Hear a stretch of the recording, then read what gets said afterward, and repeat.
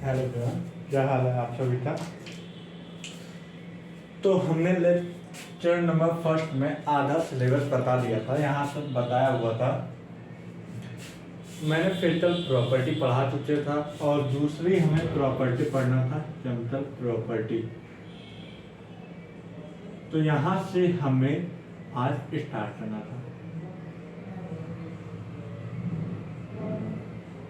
सो मेरा नाम मयंक श्रीवास्तव है और मैं आपको केमिस्ट्री का लेक्चर फर्स्ट पढ़ा चुका हूँ और लेक्चर सेकंड पढ़ा रहा हूँ। और आपको यहाँ तक नोट्स सारी अवेलेबल टेलीग्राम पे जा रही है।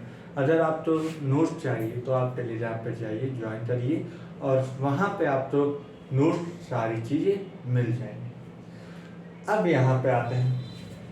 चलिए, मैंने पढ़ाया था कल फिजिकल प्रॉपर्टी, एक बार रिकैप करवा लेते हैं, ठीक है। कल मैंने क्या क्या पढ़ाया था।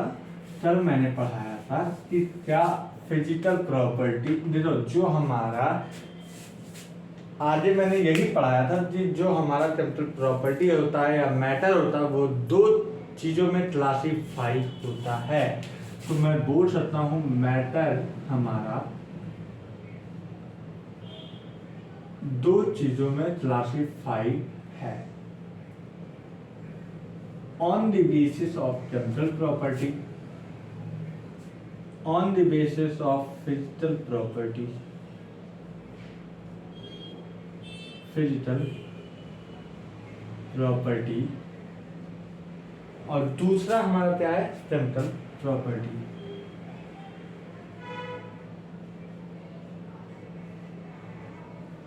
अच्छा, तो ये मैंने बता दिया था। अब इसमें जो मैंने पढ़ाया था, इसमें मैंने पढ़ाया था सॉलिड, दूसरा है लिक्विड और थर्ड है मेरा गैस। तो मैंने ये तीन टर्म पढ़ा चुका था। मेरा केमिकल प्रॉपर्टी पे मेरा वीडियो पॉज हुआ था। अब मैं केमिकल प्रॉपर्टी का दूसरा लेक्चर ले रहा हूँ वहीं से। फिर तो सॉलिड में क्या होता है मैं यहीं पे बता रहा हूँ। सॉलिड में हमारे पास शेप पाई जाती है, साइज पाई जाती है, रिजिड होती हैं और क्या क्या हो सकती हैं, वॉल्यूम होता है। ये हमारे सॉलिड के पास। और गैस के पास हमारे क्या होता है, फ्रीली होता है। पहली चीज ये तो गैस के पास वॉल्यूम होता है और इसके पास क्या होता है, शेप होता है और दूसरी चीज वॉल्यूम होता है। तो ये हमारा सॉलिड लिक्विड गैस की प्रॉपर्टी थी। अब इसके बाद केमिकल प्रॉपर्टी आता है, ठीक है। तो केमिकल प्रॉपर्टी पढ़ने के लिए स्टार्ट हो जाओ और जो आराम से बैठे हुए हो लेटे से नहीं, बैठे पढ़ो। अब आते हैं केमिकल प्रॉपर्टी।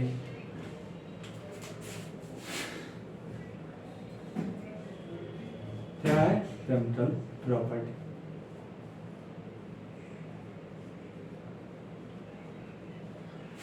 अब केमिकल प्रॉपर्टी क्या होता है ये हम बताने जा रहे हैं। अच्छा, केमिकल प्रॉपर्टी दो चीजों में क्लासिफाइड है। पहली चीज जो हमारी केमिकल प्रॉपर्टीज है वो हमारी दो चीजों में क्लासिफाइड है। पहली चीज हमारा होता है मिक्सचर, दूसरी चीज हमारा क्या होता है, प्योर सब्सटेंस।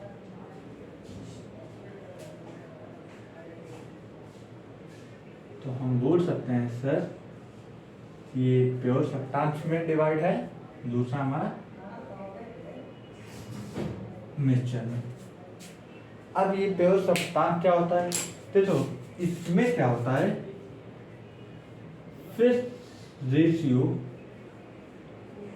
ऑफ सब्सटेंस होने चाहिए।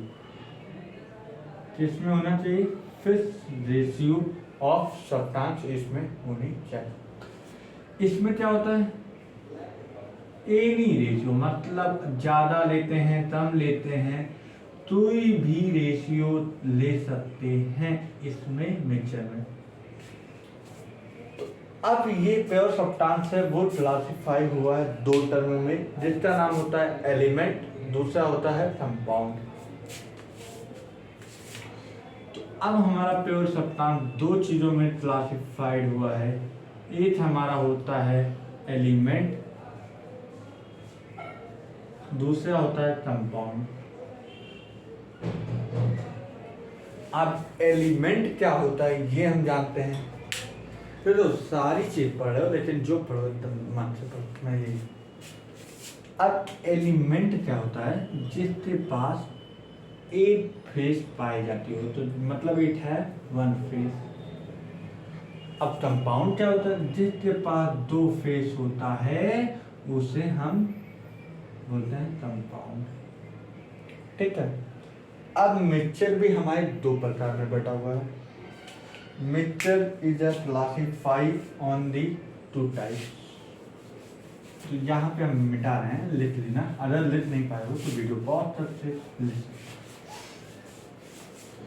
अब मिक्सचर की बात किया जाए तो वो भी दो प्रकार में हमारा क्लासिफाइड है, देखते हैं।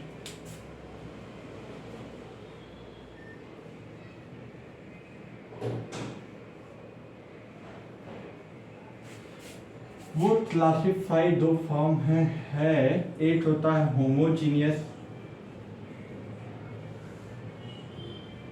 एक होता है हेट्रोजीनियस। क्या होता है, एक होमोजीनियस, एक होता है हेट्रोजीनियस। अब सेम, होमो मतलब सेम, जीनियस मतलब अमाउंट ऑफ सब्सटेंस, मतलब सर इसे हम बोल सकते हैं सेम अमाउंट ऑफ सब्सटेंस, या तो बोल सकते हैं सेम रेशियो ऑफ सब्सटेंस। मतलब अगर 50 पानी मिला रहे हैं तो 50 चीनी भी मिलाना पड़ेगा, तब होमोजीनियस मिक्सचर बनेगा। ना कि ये ना होना चाहिए तो 20% चीनी हो जाए और 80% हमारा पानी हो जाए, तो ये एक होमोजीनियस मिक्सचर नहीं होता है। होमोजीनियस मिक्सचर ये होता है कि सेम रेशियो ऑफ अमाउंट, दोनों चीज सॉल्यूट होना चाहिए, सॉल्वेंट होना चाहिए, तब हम जाते उसे हम होमोजीनियस मिक्सचर बोलते हैं। और हेट्रोजीनियस में क्या होता है, डिफरेंट अमाउंट ऑफ सॉल्यूट भी होना चाहिए और सॉल्वेंट भी होना चाहिए। क्या क्या होना चाहिए, एक different type of amount of solute भी होना चाहिए और डिफरेंट टाइप ऑफ सॉल्वेंट भी होना चाहिए। तो यहाँ पे हम लिख सकते हैं कि सर यहाँ पे डिफरेंट टाइप ऑफ, या होमो मतलब डिफरेंट, सेम, हाँ, different ratio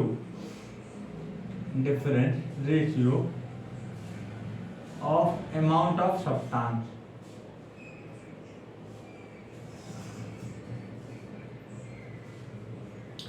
third heterogeneous mixture. अच्छा, इसमें अगर बोला जाए तो हमारा क्या क्या है, ए साल्ट प्लस वाटर है, ए शुगर प्लस वाटर है, और यहाँ पे हमारा क्या होता है, एक मान लो स्टोन या सैंड मतलब बालू प्लस वाटर, कभी नहीं मिलेगा क्योंकि इसमें सेम रेशियो ऑफ सब्सटेंस है ही नहीं कि जो मिल जाए। अगर जो मिल जाता है तो उसमें सेम रेशियो पाया जाता है, अगर नहीं मिला तो मतलब डिफरेंस रेशियो ऑफ सब्सटेंस पाया जा रहा है।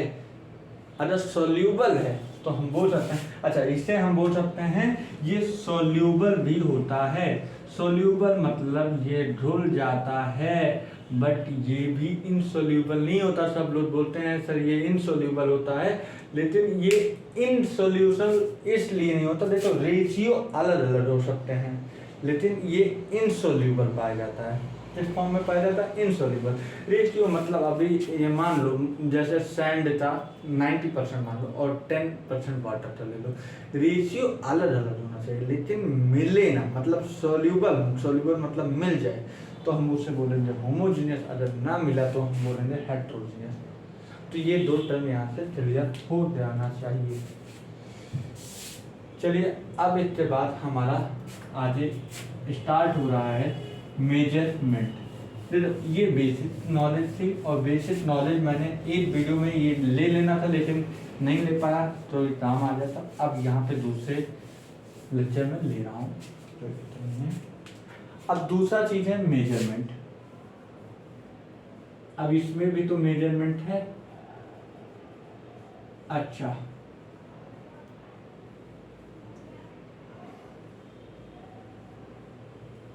देखो मेजरमेंट भी दो प्रकार में डिवाइड हुआ है। एक फंडामेंटल, देखो केमिस्ट्री के हिसाब से और फिजिक्स के हिसाब से दो प्रकार में क्लासीफाई हुआ है। अब एक कहानी के हिसाब से बताता हूँ। अब यहाँ पे एक साइकिल थी, मतलब एक लड़का था, वो पहले जमाने में मतलब बहुत पुराना, तो साइकिल लाया था, बोला मेरे साइकिल का किलो बता दो कि मुझे बेचना है। तो अब नहीं, पहले ऐसे नहीं बताता हूँ, तुम्हें पहले बताता हूँ। पहले मैं 7 बेस यूनिट बताऊंगा, फिर उसके बाद ये टर्म्स पे आओगे। अच्छा, अब देखो जो हमारे फिजिक्स के हिसाब से मैं पढ़ रहे हो रहे यूनिट एंड डायमेंशन में फंडामेंटल बेस यूनिट, इसमें 7 बेस यूनिट हमारे पाए जाते हैं। लेंथ हो गया, मास हो गया, टाइम हो गया, टेम्परेचर हो गया, अमाउंट ऑफ सब्सटेंस हो गया,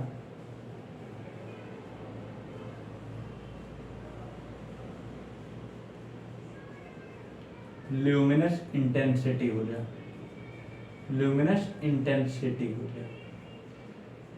देखो 1 2 3 4 5 6 1 2 3 4 5 6, एक चीज नहीं है, टाइम नहीं है, टाइम है, लेंथ हो गया, मास हो गया, टाइम हो गया, टेम्परेचर हो गया, अमाउंट ऑफ सब्सटेंस, और करंट नहीं है, करंट तो यहाँ पे करंट ऊपर लेते रहा हूँ, ठीक है, करंट मतलब एम्पियर होता है, ठीक है, करंट हो गया। अब इसके बाद करंट की यूनिट जो होती है हमारी वो होती है एम्पियर, जिसे हम ए से रिप्रेजेंट करते हैं। लेंथ की यूनिट हो रही मीटर, जिसे हम एम से रिप्रेजेंट करते हैं। फिर उसके बाद हमारा मास होता है, मास की यूनिट किलोग्राम हो गया, जिसे हम केजी से रिप्रेजेंट कर सकते हैं, ठीक है। टाइम की सेकेंड यस से रिप्रेजेंट करते हैं। फिर उसके बाद टेम्परेचर की केल्विन एक साइंटिस्ट थे, उनके नाम पे रहता है, ठीक। अमाउंट ऑफ सब्सटेंस की यूनिट मोल, ल्यूमिनेट इंटेंसिटी का कैंडेला, जिसे सीडी, ये हमारा रिप्रेजेंटेशन है। अब होता क्या था केमिस्ट्री में, ये तो मेजरमेंट हो गया, ये सब हो गया। अब यहाँ पे तुम आओ बेस की बात। अब मैंने बोला था एटम दो या दो से अधिक मॉलिक्यूल्स, एटम से मिलते मॉलिक्यूल बनता है, ठीक है, 2 या 2 से अधिक एटम मिलते मॉलिक्यूल बनता है। तो अब यहाँ बात ये आई, एक तरफ फिजिशियन आए और एक तरफ हमारे केमिस्ट्रियन आए। अब फिजिशियन बोले भैया कि अच्छा है कि मुझे जो मास है उसका मैं कैसे नापूं मतलब कैसे मेजर करूं, मापन कैसे करूं। और केमिस्ट्री वाले भैया है, अब जो हमारा मापन था, मापन मतलब जो किलोग्राम पे नापा जाता था, जो तराजू था उसमें नापा जाता था, वो बड़े बड़े मॉलिक्यूल के लिए था। अब एकदम छोटे मॉलिक्यूल मतलब इत्तू से भी छोटा देखा जाए तो उतना मास हम कैसे मेजरमेंट करें। तो अब ये हुई थी कि अब पहले ज़माने में क्या होता था, एक रोल सिलेंडर ले लिए थे 4 ठो, और 4 सिलेंडर लेके उसी से तोलते थे, मतलब वो जितने मतलब वो 4 सिलेंडर रखे उधर सामान रखता था, उससे कम आ रहा है तो उस बोलते थे भैया 4 सिलेंडर से आपका साइकिल है, ये बताते थे। वो एग्जैक्ट वैल्यू नहीं बताते थे कि ये 4 सिलेंडर, जैसे मान लो एक सिलेंडर 1 किलो का है तो 4 किलो का आपका हुआ। अब वो नहीं बोलते थे, वो नहीं, इतना नहीं मेजरमेंट। वो क्या बोलते थे कि आपका जो ये साइकिल है वो 4 सिलेंडर के बराबर है। अब माइंड ला, अब जानते हो बायो वाले स्टूडेंट, अब माइंड तो उतना नहीं लगता। अब उसके बाद अब ये मिटा रहा हूँ। अब केमिस्ट्री वाले भैया जी मतलब केमिस्ट्रिशियन जो थे, अब उन्होंने बोला फिजिशियन जाके ऐसा तो यूनिट आप निकाले जिससे हम छोटे स्मॉलेस्ट पार्टिकल ऑफ एटम तो हम मेजर कर सकते हैं। वो बोले नहीं है अभी मेरे पास, वो भी अपने हिसाब से चलाए और केमिस्ट्री अपने हिसाब से किए। तो उनका एक यूनिट आया जो फिजिशियन दादा निकले, बोले 6 सिलेंडर जो है मतलब 4 सिलेंडर है वो मेरे 8 किलोग्राम के बराबर है। तो मतलब ये अब बोले उस जो साइकिल बेचने वाला आया था उसे बोले 4 सिलेंडर के बराबर है, उसे नहीं समझना है, बोला आप मुझे दूसरे रूप में समझाओ। तो वो बाद में एक चीज बोले कि भैया ये जो 1 सिलेंडर है हमारा वो 1 किलो के बराबर होता है। तो मतलब आपका 4 सिलेंडर में रख रहा हूँ, फिर इधर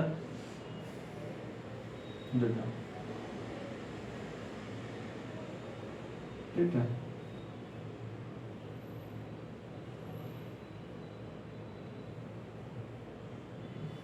ये तराजू हुआ। फिर अब इसमें अगर मैं साइकिल रख दे रहा हूँ यहाँ पे, ये बोल रहे हैं कि मेरा 4 सिलेंडर आपके इस साइकिल के बराबर है, तो उसे नहीं करना है।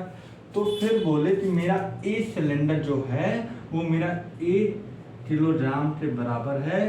तो 4 सिलेंडर जो होता है, 4 सिलेंडर जो होता है वो मेरा 4 केजी का हुआ। तो फिर बोले कि आपका साइकिल 4 किलो के बराबर है। तो यहाँ से हमारे जो फिजिशियन दादा है वो हमारे 1 केजी की यूनिट ढूंढ के आए। फिर वही केमिस्ट्रियन दादा मतलब हमारे केमिस्ट्रियन लोग क्या किए कि बोले कि भैया ऐसा है कि ये लोग तो निकाल लिए बड़े अमाउंट के नापने के लिए 1 किलोग्राम की यूनिट निकाल लिए। अब हम लोग क्या करते हैं, एक छोटे से छोटे एटम के नापने के लिए मैंने एक यूनिट निकाली, एटॉमिक, एटम से बना एटॉमिक मास यूनिट। मतलब क्या हुआ, एटम को नापने के लिए यूनिट, एटम को मेजर करने के लिए यूनिट ले आया गया जिसका नाम होता है, एटम को मेजर करने के लिए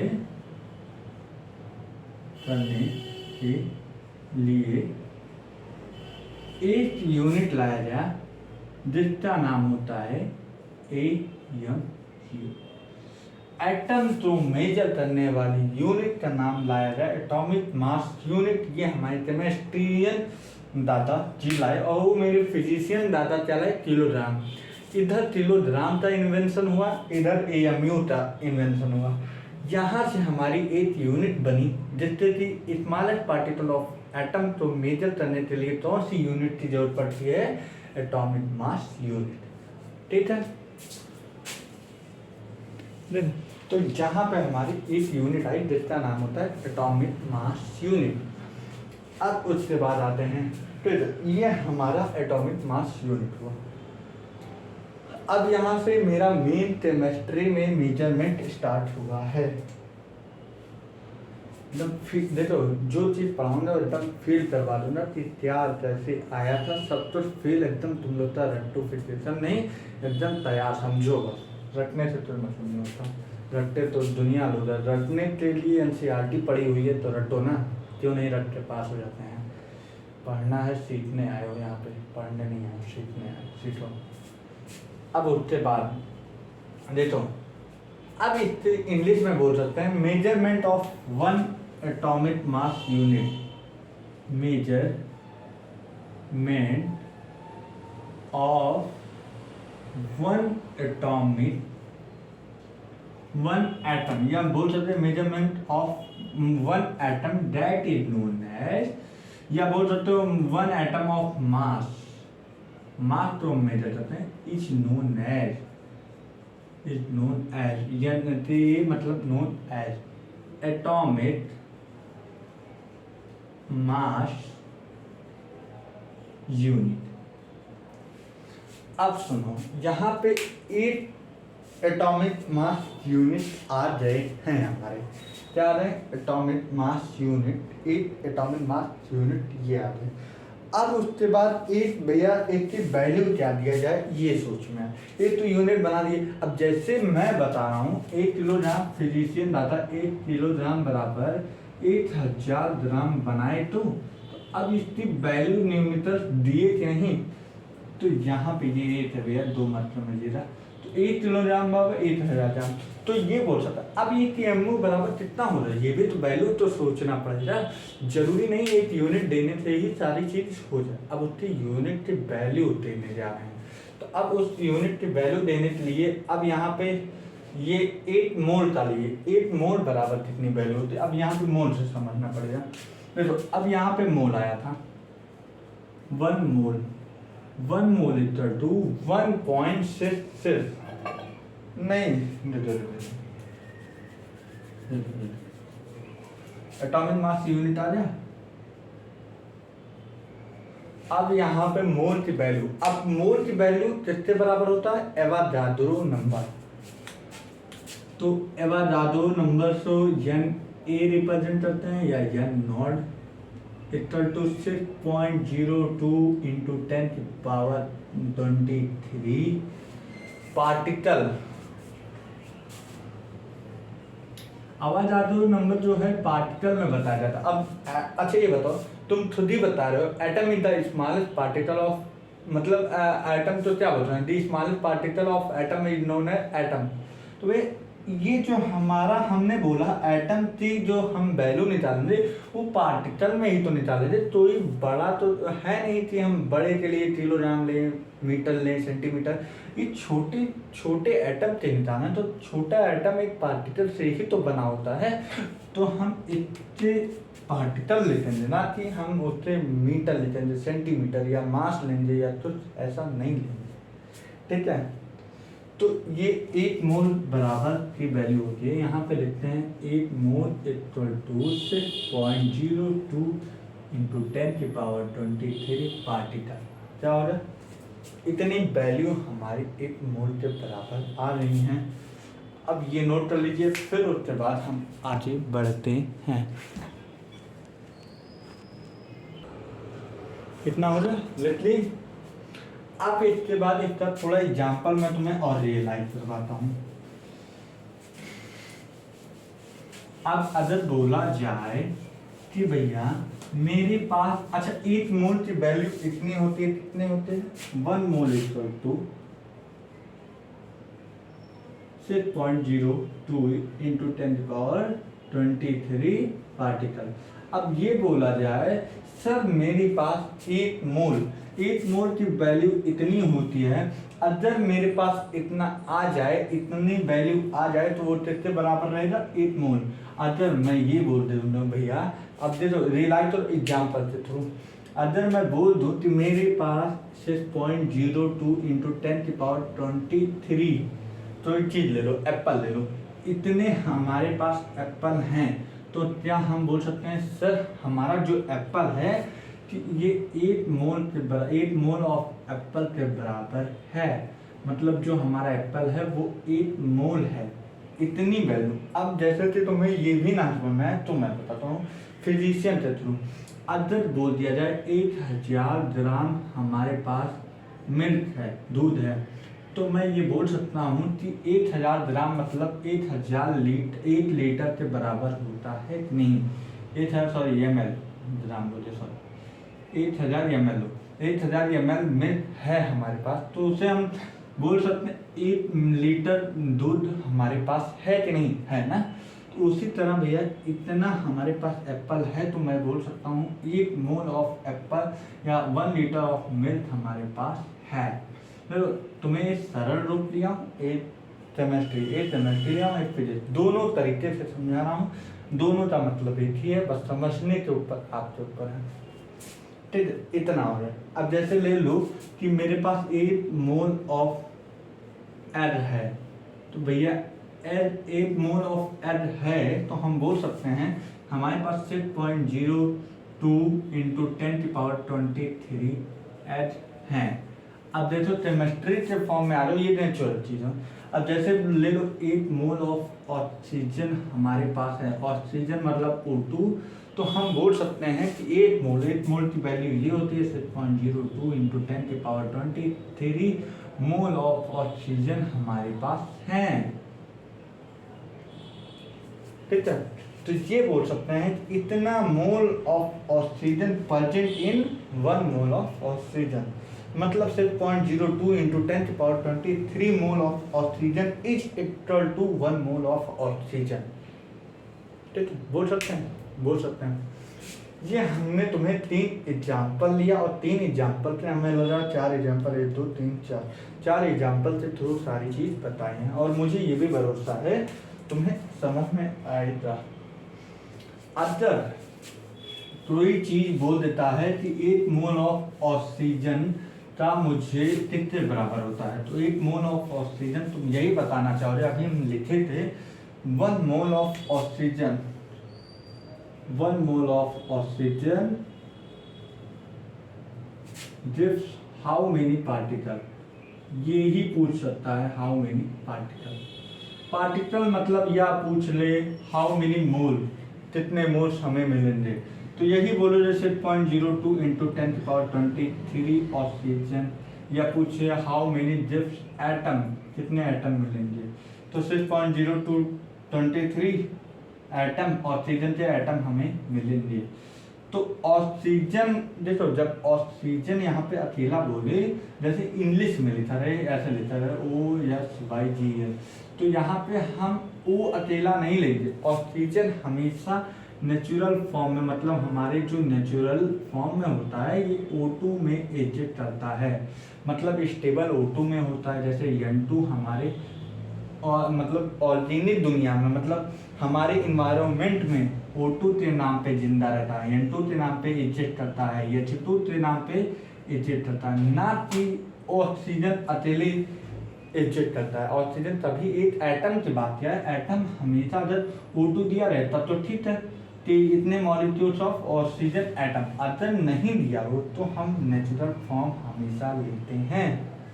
क्या समझ में आया? समझ में मुझे पूरा भरोसा होगा। अगर आप लोग तो एक बोल भी नहीं समझना, ऐसा हो भी नहीं सकता, और मुझे लगा पूरा समझ में आया है। कॉन्सेप्ट में मैंने एक जरा कमी भी नहीं छोड़ी हुई है। ठीक है, अब यहाँ पे देखो मैंने ये बता दिया, अब यहाँ पे वैल्यू मैं बताऊंगा क्या होती है वैल्यू। अरे तो अब AMU आया, अब AMU आ गया, AMU आ गया। अब सुन, AMU की वैल्यू जो होती है, अब यहाँ के बाद AMU की वैल्यू आ रही 1.66 इंटू 10⁻⁻27 किलोग्राम। कितना होता है? किलोग्राम। हमारा यही वैल्यू होता है -27। AMU की वैल्यू ये होती है इन किलोग्राम, इसकी यूनिट याद रखना। और वहीं पे एक AMU बराबर ये भी होता है कि 1.66 इंटू 10⁻⁻27 -3, 0 हटाओ कितना होगा? 24 ये ग्राम में होगा। ठीक है, तो और लास्ट टीजर क्या होगा? 1 AMU बराबर 1/n0, एवोगाड्रो नंबर यह है 1/n। तो ये हमारे एक AMU की वैल्यू होती है।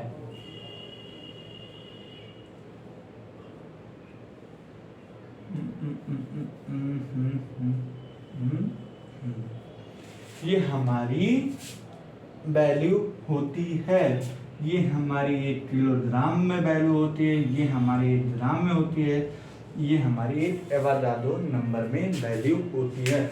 अब ये कहाँ उपयोग हो रहा है, कहाँ यूज हो रहा है, ये भी हम बताएंगे इसी वीडियो में, इसी चैप्टर में, और यहीं पे ये बताऊंगा। आज मैं ज़्यादा नहीं पढ़ा पाऊंगा, लेकिन जहाँ तक पढ़ाऊंगा सोचे समझा आज मेजरमेंट पूरा खत्म हो जाए, कल से मूल कॉन्सेप्ट मेरा स्टार्ट हो जाए। ठीक है, तो ये मेरी ये 3 वैल्यू होती है। ठीक है,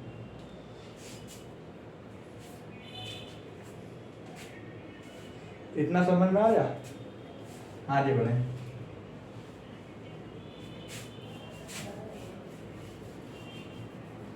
जानते हो ना, हमेशा स्टूडेंट तो पढ़ाने के लिए टीचर तो नोट ना पढ़ना पड़ता है। तो ये सब कॉन्सेप्ट जल्दी तो ही बताता भी नहीं है, लेकिन मैं बताते हुए पूरा चला हूँ, जिससे कि आप तो कोई 1% की भी कमी ना हो कि हमने पढ़ा नहीं।